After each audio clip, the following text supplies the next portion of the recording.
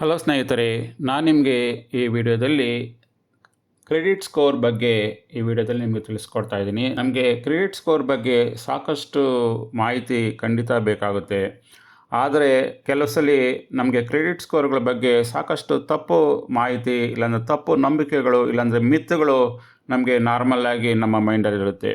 ನಾನು ಈ ವಿಡಿಯೋದಲ್ಲಿ ನಿಮಗೆ ಆ 10 ತಪ್ಪು ನಂಬಿಕೆಗಳೇನು ಕ್ರೆಡಿಟ್ ಸ್ಕೋರ್ ಬಗ್ಗೆ, ಯಾವುದು ಆ 10 ಕಾಮನ್ ಮಿತ್ಸು ಕ್ರೆಡಿಟ್ ಸ್ಕೋರ್ ಬಗ್ಗೆ ಅನ್ನೋದನ್ನು ಈ ವಿಡಿಯೋದಲ್ಲಿ ನಿಮಗೆ ಡೀಟೇಲಾಗಿ ನಿಮಗೆ ಎಕ್ಸ್ಪ್ಲೈನ್ ಮಾಡೋಕ್ಕೆ ಹೋಗ್ತಾ ಇದ್ದೀನಿ. ಮೊದಲನೆಯ ಮಿತ್ ಅಂದರೆ ಏನು ಅಂದರೆ, ತಪ್ಪು ನಂಬಿಕೆಗಳೇನು ಅಂದರೆ, ಕ್ರೆಡಿಟ್ ಸ್ಕೋರ್ ನಾವು ರೆಗ್ಯುಲರಾಗಿ ಚೆಕ್ ಮಾಡ್ತಾ ಇದ್ದರೆ ಅದರಿಂದ ನಮಗೆ ಕ್ರೆಡಿಟ್ ಸ್ಕೋರು ಕಡಿಮೆ ಆಗುತ್ತೆ ಅನ್ನೋದು ಒಂದು ಮಿತ್ತು. ಇದು ಖಂಡಿತವಾಗಿ ತಪ್ಪು. ಯಾಕಂದರೆ ನಮ್ಮ ಕ್ರೆಡಿಟ್ ಸ್ಕೋರು ನಾವೇ ಚೆಕ್ ಮಾಡಿಕೊಂಡ್ರೆ ಆಗ ಅದು ಸಾಫ್ಟ್ ಎನ್ಕ್ವೈರಿ ಆಗುತ್ತೆ. ಇದರಿಂದ ಯಾವುದೇ ಪರಿಣಾಮ ನಮ್ಮ ಕ್ರೆಡಿಟ್ ಸ್ಕೋರ್ ಮೇಲೆ ಆಗೋದಿಲ್ಲ. ಫಾರ್ ಎಕ್ಸಾಂಪಲ್ಲು, ಈಗ ರಮೇಶ್ ಅನ್ನೋ ವ್ಯಕ್ತಿ ಪ್ರತಿ 3 ತಿಂಗಳಿಗೊಂದ್ಸಲಿ ತಮ್ಮ ಕ್ರೆಡಿಟ್ ಸ್ಕೋರ್ನ ಚೆಕ್ ಮಾಡಿಕೊಡ್ತಾ ಇದ್ದೇನೆ ಅಂದಾಗ ಅವನ ಕ್ರೆಡಿಟ್ ಸ್ಕೋರು 750 ಇದ್ದರೆ ಅದು ಕಡಿಮೆ ಆಗೋದಿಲ್ಲ.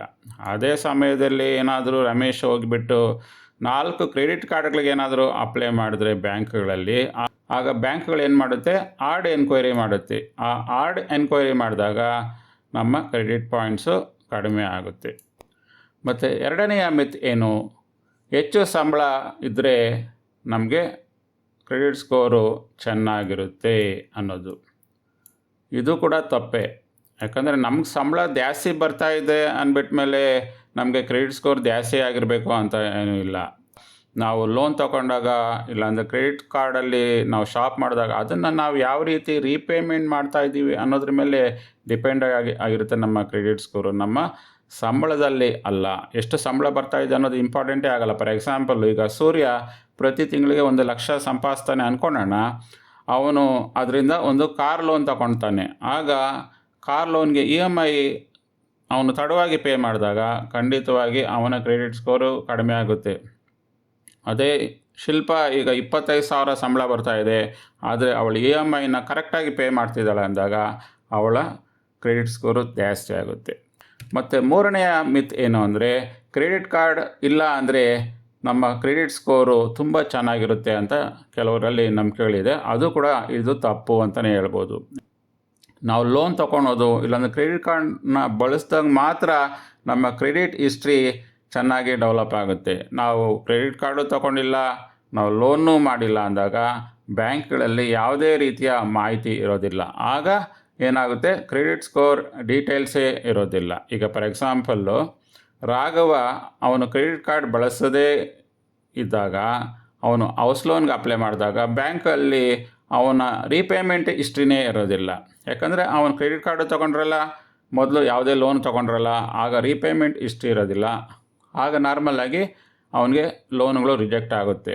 ಯಾಕಂದರೆ ಅವನಿಗೆ ಯಾವುದೇ ರೀಪೇಮೆಂಟ್ ಹಿಸ್ಟ್ರಿ ಇರೋಲ್ಲ. ನಾರ್ಮಲಾಗಿ ಬ್ಯಾಂಕ್ಗಳಲ್ಲಿ ಒಳ್ಳೆಯ ರೀಪೇಮೆಂಟ್ ಹಿಸ್ಟ್ರಿ ಇದ್ದಾಗ ನಮಗೆ ಲೋನ್ ಸಿಗೋ ಚಾನ್ಸಸ್ಸು ಜಾಸ್ತಿ ಇರುತ್ತೆ. ಅದೇ ಇನ್ನೊಂದು ಕಡೆ ಫಾರ್ ಎಕ್ಸಾಂಪಲ್, ಕಿರಣ ಅನ್ನೋ ಒಬ್ಬ ವ್ಯಕ್ತಿ ಅವನೊಂದು ಕ್ರೆಡಿಟ್ ಕಾರ್ಡನ್ನ ಬಳಸ್ತಾ ಇದ್ದಾಗ ಅವನು ಪ್ರತಿ ತಿಂಗಳು ಒಂದು 2,000 ರೂಪಾಯಿ ಬಿಲ್ ಬಂದಾಗ ಅವ್ನು ಕರೆಕ್ಟಾಗಿ ಪೇ ಮಾಡ್ತಾಯಿದ್ದೆ, ಅವನು 2 ವರ್ಷಗಳಲ್ಲಿ ಅವನ ಸ್ಕೋರು 760 ಆಗಿಬಿಡುತ್ತೆ.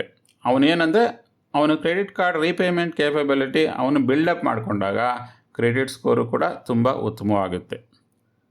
ಮತ್ತು 4ನೆಯ ಮಿತ್ ಏನು ಅಂದರೆ, ನಾವು ಜಸ್ಟ್ ಮಿನಿಮಮ್ ಡ್ಯೂ ಪೇ ಮಾಡ್ತಿದ್ದರೆ ಸಾಕು, ನಮ್ಮ ಕ್ರೆಡಿಟ್ ಕಾರ್ಡ್ಗಳಿಗೆ ಮಿನಿಮಮ್ ಪೇ ಡ್ಯೂ ಮಾಡಿಬಿಟ್ರೆ ಸಾಕು ಅನ್ನೋದು ಒಂದು ನಂಬಿಕೆ. ಆದರೆ ಇದು ತುಂಬ ಅಪಾಯಕರ ನಂಬಿಕೆ ಅಂತಲೇ ಹೇಳ್ಬೋದು. ಯಾಕಂದರೆ ನಾವು ಮಿನಿಮಮ್ ಡ್ಯೂ ಪೇ ಮಾಡಿದ್ರೆ ನಮಗೆ ಉಳಿದಿರೋ ಅಮೌಂಟ್ಗೆ ಇಂಟ್ರೆಸ್ಟು 30% 40%ವರೆಗೂ ವಾರ್ಷಿಕವಾಗಿ ನಮಗೆ ಆಗ್ತಾರೆ. ಯಾಕಂದರೆ ನಿಮ್ಮ ಔಟ್ಸ್ಟ್ಯಾಂಡಿಂಗ್ ಹೆಚ್ಚಾದಾಗೆಲ್ಲನೂ ನಿಮ್ಮ ಯುಟಿಲೈಸೇಷನ್ ಜಾಸ್ತಿ ತೋರಿಸುತ್ತೆ, ನಮ್ಮ ಕ್ರೆಡಿಟ್ ಸ್ಕೋರ್ ಕೂಡ ಡೌನ್ ಆಗುತ್ತೆ. ಫಾರ್ ಎಕ್ಸಾಂಪಲ್ಲು, ಈಗ ಅನಿಲ್ ಅಂತ ವ್ಯಕ್ತಿ 10,000 ರೂಪಾಯಿ ಕ್ರೆಡಿಟ್ ಕಾರ್ಡ್ ಬಿಲ್ ಬರುತ್ತೆ. ಅವನು ಜಸ್ಟು 1,000 ರೂಪಾಯಿ ಮಿನಿಮಮ್ ಡ್ಯೂ ಕಟ್ಕೊಂಡು ಹೋಗ್ತಾಯಿದ್ರೆ ಉಳಿದ 9,000 ಮೇಲೆ ಹೈ ಇಂಟ್ರೆಸ್ಟು ಬೀಳುತ್ತೆ. ಅದೇ ರೀತಿಯಲ್ಲಿ ಅವನು 6 ತಿಂಗಳಲ್ಲಿ ಅವನ ಔಟ್ಸ್ಟ್ಯಾಂಡಿಂಗು 15,000 ಆಗಿಬಿಡುತ್ತೆ. ಬ್ಯಾಂಕು ಲೇಟ್ ಪೇಮೆಂಟ್ ರಿಪೋರ್ಟ್ ಮಾಡೋದ್ರಿಂದ ಅವನ ಕ್ರೆಡಿಟ್ ಸ್ಕೋರ್ ಕೂಡ ಕಡಿಮೆ ಆಗುತ್ತೆ. ಯಾಕಂದರೆ ಅವನು ಕರೆಕ್ಟಾಗಿ ರೀಪೇಮೆಂಟ್ ಮಾಡ್ತಾ ಇಲ್ಲ ಅಂದಾಗ ನಮ್ಮ ಕ್ರೆಡಿಟ್ ಸ್ಕೋರ್ ಮೇಲೆ ಇಂಪ್ಯಾಕ್ಟ್ ಆಗ್ತಾ ಇರುತ್ತೆ. ಆದ ಕಾರಣ ಯಾವುದೇ ಕಾರಣಕ್ಕೂ ನಮ್ಮ ಕ್ರೆಡಿಟ್ ಕಾರ್ಡ್ ಬಿಲ್ನ ಕರೆಕ್ಟಾಗಿ ಕಂಪ್ಲೀಟಾಗಿ ಪೇ ಮಾಡೋದ್ರಿಂದ ನಮಗೆ ಈ ಇಶ್ಯೂ ಬರೋದಿಲ್ಲ. ಮತ್ತು 5ನೆಯ ಮಿತ್ತು ಏನು ಅಂದರೆ, ಹಳೆಯ ಕ್ರೆಡಿಟ್ ಕಾರ್ಡ್ಗಳನ್ನೆಲ್ಲ ಕ್ಲೋಸ್ ಮಾಡಿದ್ರೆ ನಮ್ಮ ಸ್ಕೋರ್ ಇಂಪ್ರೂವ್ ಆಗುತ್ತೆ, ಕ್ರೆಡಿಟ್ ಸ್ಕೋರ್ ಇಂಪ್ರೂವ್ ಆಗುತ್ತೆ ಅನ್ನೋದು ಕೆಲವರ ನಂಬಿಕೆಗಳು. ಆದರೆ ಇದು ಕೂಡ ತಪ್ಪು ಅಂತಲೇ ಹೇಳ್ಬೋದು. ಯಾಕಂದರೆ ನಮ್ಮ ಹಳೆಯ ಕಾರ್ಡ್ನೇನಾದರೂ ನಾವು ಕ್ಲೋಸ್ ಮಾಡಿದ್ರೆ, ನಮ್ಮ ಹಳೆಯ ಕ್ರೆಡಿಟ್ ಕಾರ್ಡ್ಗಳನ್ನ ಕ್ಲೋಸ್ ಮಾಡಿದ್ರೆ ಏನಾಗುತ್ತೆ ಅಂದರೆ, ನಮ್ಮ ಕ್ರೆಡಿಟ್ ಹಿಸ್ಟ್ರಿ ಏನು ಬಿಲ್ಡಪ್ ಆಗಿರುತ್ತೋ ಅದು ಕೂಡ ಕ್ಲೋಸ್ ಆಗಿಬಿಡುತ್ತೆ. ಆಗೇನಾಗುತ್ತೆ ಅಂದರೆ, ನಮ್ಮ ಏನು ಹಿಸ್ಟ್ರಿ ಇರುತ್ತೋ ಅದು ಕಡಿಮೆ ಆದಾಗ ಏನಾಗುತ್ತೆ, ನಮ್ಮ ಟೋಟಲ್ ಸ್ಕೋರು ಕೂಡ ಕಡಿಮೆ ಆಗುತ್ತೆ. ಫಾರ್ ಎಕ್ಸಾಂಪಲ್ಲು, ಮೀನಾ ಅನ್ನೋ ವ್ಯಕ್ತಿ 10 ವರ್ಷದಿಂದ ಒಂದು ಕ್ರೆಡಿಟ್ ಕಾರ್ಡ್ ಬಳಸ್ತಾ ಇರ್ತಾರೆ. ಅವರು ಆ ಕ್ರೆಡಿಟ್ ಕಾರ್ಡ್ನ ಕ್ಲೋಸ್ ಮಾಡಿಬಿಟ್ರೆ ಏನಾಗುತ್ತೆ, ಅವರು ಏನು ಟ್ರ್ಯಾಕ್ ಮಾಡ್ತಾಯಿದ್ರು ಕ್ರೆಡಿಟ್ ಹಿಸ್ಟ್ರಿ ಅದು ಕಂಪ್ಲೀಟಾಗಿ ಕಡಿಮೆ ಆಗಿಬಿಡುತ್ತೆ. ಆಗೇನಾಗುತ್ತೆ, ಆ ಕ್ರೆಡಿಟ್ ಸ್ಕೋರ್ ಕಡಿಮೆ ಆಗುತ್ತೆ. 6ನೆಯ ಮಿತ್ತು ಇಲ್ಲಾಂದರೆ ನಮ್ಮ ನಂಬಿಕೆಗಳಲ್ಲಿ ಯಾವುದು ಅಂದರೆ, ನಾವು ಜಾಸ್ತಿ ಕ್ರೆಡಿಟ್ ಕಾರ್ಡ್ಗಳನ್ನ ಅಪ್ಲೈ ಮಾಡಿದ್ರೆ ನಮಗೆ ಯಾವುದೇ ರೀತಿಯ ಪ್ರಾಬ್ಲಮ್ ಆಗೋದಿಲ್ಲ ಅಂತ ಒಂದು ತಪ್ಪು ಕಲ್ಪನೆ ಇರುತ್ತೆ. ಇದು ಕೂಡ ಒಂದು ರೀತಿಯಲ್ಲಿ ತಪ್ಪು ಕಲ್ಪನೆ ಅಂತಲೇ ಹೇಳ್ಬೋದು. ಯಾಕಂದರೆ ನಾವು ಕ್ರೆಡಿಟ್ ಕಾರ್ಡ್ಗೆ ಅಪ್ಲೈ ಮಾಡಿದಾಗೆಲ್ಲನೂ ಅದೇನಾಗುತ್ತೆ ಅಂದರೆ, ಬ್ಯಾಂಕ್ಗಳಲ್ಲಿ ಆಡ್ ಎನ್ಕ್ವೈರಿ ಮಾಡ್ತಾರೆ.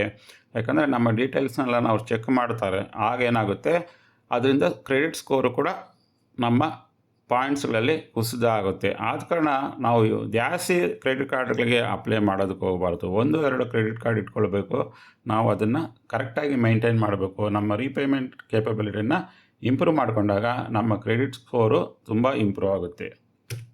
ಮತ್ತು 7ನೆಯ ಮಿತ್ ಏನು ಅಂದರೆ, ಎಲ್ಲ ಲೋನ್ಸು ಕೆಟ್ಟದು ಅಂತ ನಮ್ಮಲ್ಲಿ ಒಂದು ನಂಬಿಕೆ ಇರುತ್ತೆ. ಅದು ಕೂಡ ಒಂದು ತಪ್ಪು ಅಂತಲೇ ಹೇಳ್ಬೋದು. ಯಾಕಂದರೆ ನಾವು ಲೋನ್ಗಳನ್ನ ತೊಗೊಂಡ್ಬಿಟ್ಮೇಲೆ ನಾವು ಲೋನ್ನ ಕರೆಕ್ಟಾಗಿ ರೀಪೇ ಮಾಡಿದ್ರೆ ನಮಗೆ ಕ್ರೆಡಿಟ್ ಸ್ಕೋರು ತುಂಬ ಚೆನ್ನಾಗಿ ಬಿಲ್ಡಪ್ ಆಗುತ್ತೆ. ಅದು ಬಿಟ್ಬಿಟ್ಟು ನಾವು ಉದಾಹರಣೆ ಅನ್ನೋದು, ಅರುಣ್ ಈಗ ಎಜುಕೇಷನ್ ಲೋನ್ ತಗೊಳ್ತಾನೆ.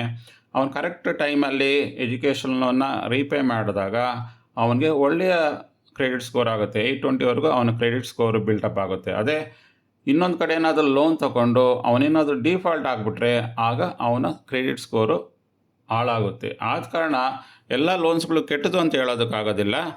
ನಾವು ಯಾವ ರೀತಿಯಲ್ಲಿ ಆ ಲೋನ್ನ ನಾವು ರೀಪೇಮೆಂಟ್ ಮಾಡ್ತೀವಿ ಅನ್ನೋದ್ರ ಮೇಲೆ ಅದು ಡಿಪೆಂಡ್ ಆಗಿರುತ್ತೆ. ಮತ್ತು 8ನೆಯ ಮಿತ್ ಏನು ಅಂದರೆ, ಸಾಲ ತೀರಿಸಿದರೆ ಸ್ಕೋರ್ ತಕ್ಷಣ 900 ಆಗಿಬಿಡುತ್ತೆ ಅನ್ನೋದು ಒಂದು ಮಿತ್ ನಮ್ಮಲ್ಲಿರುತ್ತೆ. ಅದು ಕೂಡ ತಪ್ಪು ಅಂತಲೇ ಹೇಳ್ಬೋದು. ಯಾಕಂದರೆ ಸಾಲ ತೀರಿಸಿದ್ರೆ ತುಂಬ ಒಳ್ಳೆಯದು.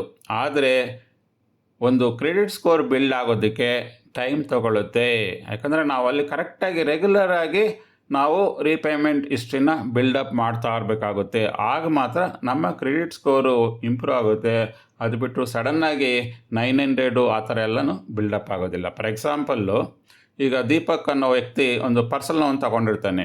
ಅವನು ಪರ್ಸನಲ್ ಲೋನ್ ತಗೊಂಡಾಗ ಅವನು 2 ವರ್ಷಕ್ಕಿಂತ ಮೊದಲೇ ಆ ಪರ್ಸನಲ್ ಲೋನ್ನ ಕ್ಲೋಸ್ ಮಾಡಿಬಿಡ್ತಾನೆ. ಆಗ ಏನಾಗುತ್ತೆ, ಅವನ ಕ್ರೆಡಿಟ್ ಸ್ಕೋರು 720ಇಂದ 740 ಆಗುತ್ತೆ. ಅದು 900 ಆಗಬೇಕಂದ್ರೆ ಅವನು ಸಾಕಷ್ಟು ರೀತಿಯಲ್ಲಿ ಒಳ್ಳೆಯ ಹಿಸ್ಟ್ರಿ ಬಿಲ್ಡಪ್ ಮಾಡಬೇಕಾಗತ್ತೆ. ಸಾಕಷ್ಟು ವರ್ಷಗಳೇ ತಗೊಳ್ಳುತ್ತೆ ನಮ್ಮ ಕ್ರೆಡಿಟ್ ಸ್ಕೋರನ್ನು ನಾವು ಆ ರೀತಿಯಲ್ಲಿ ಬಿಲ್ಡಪ್ ಮಾಡಬೇಕಾದ್ರೆ. ಮತ್ತು 9ನೆಯ ಮಿತ್ತು ಇಲ್ಲಾಂದರೆ ನಮ್ಮ ತಪ್ಪು ಗ್ರಹಿಕೆ ಏನು ಅಂದರೆ, ಕ್ಯಾಶ್ ಪೇಮೆಂಟ್ ಮಾಡಿದ್ರೆ ನಮ್ಮ ಸ್ಕೋರ್ ಇಂಪ್ರೂವ್ ಆಗುತ್ತೆ. ಇದು ಕೂಡ ತಪ್ಪು ಕಲ್ಪನೆ ಅಂತಲೇ ಇರ್ಬೋದು. ಯಾಕಂದರೆ ಸಾಕಷ್ಟು ಜನ ಕ್ಯಾಶ್ ಪೇಮೆಂಟಲ್ಲಿದ್ದಾಗ ಅದು ಕೂಡ ಒಂದು ದೊಡ್ಡ ಪ್ರಾಬ್ಲಮ್ ಅಂತಲೇ ಹೇಳ್ಬೋದು. ಯಾಕಂದರೆ ನಮ್ಮ ಕ್ರೆಡಿಟ್ ಸ್ಕೋರ್ಗಳೆಲ್ಲನೂ ಬಿಲ್ಡಪ್ ಆಗೋದು ಯಾವಾಗ ಅಂದರೆ, ನಾವು ಲೋನ್ ತೊಗೊಂಡಾಗ ಇಲ್ಲಾಂದರೆ ಕ್ರೆಡಿಟ್ ಕಾರ್ಡ್ಗಳನ್ನ ಯೂಸ್ ಮಾಡಿದಾಗ ಆಗ ನಮ್ಮ ಕ್ರೆಡಿಟ್ ಸ್ಕೋರು ಇಂಪ್ರೂವ್ ಆಗುತ್ತೆ. ಕ್ರೆಡಿಟ್ ಸ್ಕೋರು ಅಲ್ಲಿ ನಾವು ಕ್ಯಾಶ್ ಟ್ರಾನ್ಸಾಕ್ಷನ್ ಮಾಡ್ತಾಯಿದ್ದೀವೋ ಅನ್ನೋದೆಲ್ಲ ನೋಡೋದಿಲ್ಲ. Bank loan, credit card usage ಮತ್ತು ರೀಪೇಮೆಂಟು ಯಾವ ರೀತಿ ಮಾಡ್ತಾಯಿದ್ದೀವಿ ಅನ್ನೋದ್ರ ಮೇಲೆ ಕ್ರೆಡಿಟ್ ಸ್ಕೋರು ಇಂಪ್ರೂವ್ ಆಗಬೇಕೋ ಇಲ್ಲಾಂದರೆ ಡಿಕ್ರೀಸ್ ಆಗಬೇಕೋ ಅನ್ನೋದು ಡಿಪೆಂಡ್ ಆಗುತ್ತೆ. ಫಾರ್ ಎಕ್ಸಾಂಪಲ್, ಶಶಿ ಅನ್ನೋ ವ್ಯಕ್ತಿ ಮಾರ್ಕೆಟಲ್ಲಿ ಎಲ್ಲ ವಸ್ತುಗಳನ್ನು ಕ್ಯಾಶ್ನಲ್ಲೇ ಪೇ ಮಾಡ್ತಾ ಇರ್ತಾನೆ. ಅದನ್ನು ಕ್ಯಾಶಲ್ಲೇ ತಗೊಳ್ತಾ ಇರ್ತಾನೆ. ಆದರೆ ಆಗ ಅವನಿಗೆ ಸ್ಕೋರು 0 ಇರುತ್ತೆ. ಇನ್ನೊಂದೆಡೆ ರೇಖಾ ಅನ್ನೋ ವ್ಯಕ್ತಿ ಅವರು ಕ್ರೆಡಿಟ್ ಕಾರ್ಡನ್ನ ಬಳಸ್ಕೊಂಡು ಅವರು ಪೇ ಮಾಡ್ತಾಯಿದ್ದಾಗ, EMIಗಳು ಕಟ್ತಾ ಇದ್ದಾಗ, ಕರೆಕ್ಟಾಗಿ EMIಗಳನ್ನ ಪೇ ಮಾಡ್ತಾ ಇದ್ದಾಗ ಅವರ ಕ್ರೆಡಿಟ್ ಸ್ಕೋರು ತುಂಬ ಚೆನ್ನಾಗಿರುತ್ತೆ.